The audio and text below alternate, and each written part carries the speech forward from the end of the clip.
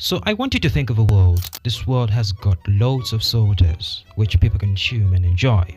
But among all those sodas which are named from A to Z, there only stands two sodas which are very outstanding among the population. This is soda X and soda Y. So you are trying to collect data, and your main objective is to find the greatest soda of all times within that world to have ever been consumed by the people existing in that world. So you find out that it's only soda X and soda Y that are the main competitors in that debate of finding out the greatest soda of all times. So you go on interviewing people from side X and Y. You're trying to find out what makes the other soda much more greater than the other. So people from side X have also consumed soda Y, and they have their reasons as to why they think even if they have consumed soda Y, soda X still remains the greatest soda that they have ever consumed, despite all other sodas existing.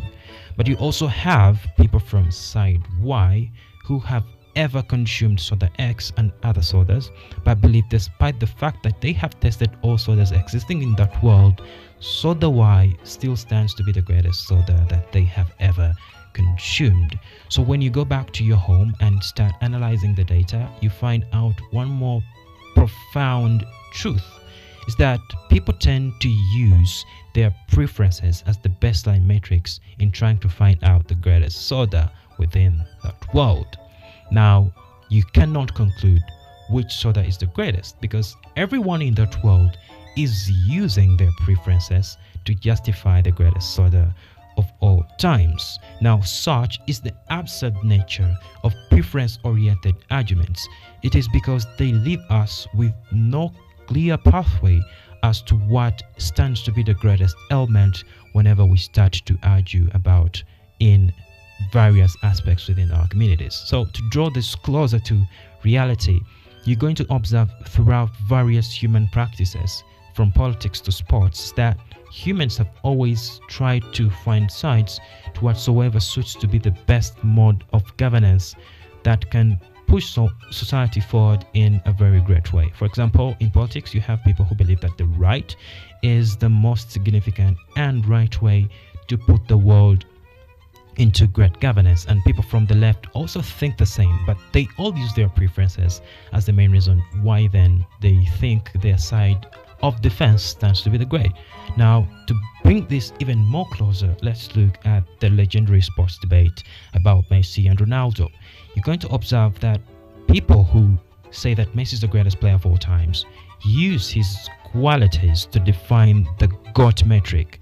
For example, they say that Messi is a very talented player, and they use his exceptional talents and his statistics to say that if a player has what Messi has, then they are the greatest of all times. But also people from Ronaldo's side do the same. They say Ronaldo has done A, B, C, D, E, F, G, and that makes him to stand as the greatest player of all times. And that's why we cannot solve this debate, because we are using our preferences to justify whoever stands to be the greatest player of all times.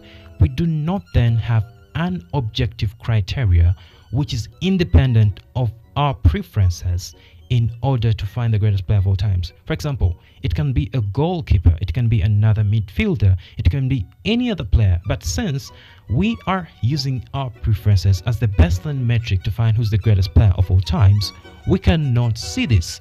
What we are doing is to simply justify what makes us happy rather than what stands to be the greatest of all times. So whenever you are arguing with any person, try as much as you can to separate or sieve preferences from what stands out to be the actual truth. Because if you don't, you are not going to find a very suitable solution, because all of you, what you will be doing is to simply justify what you believe is right.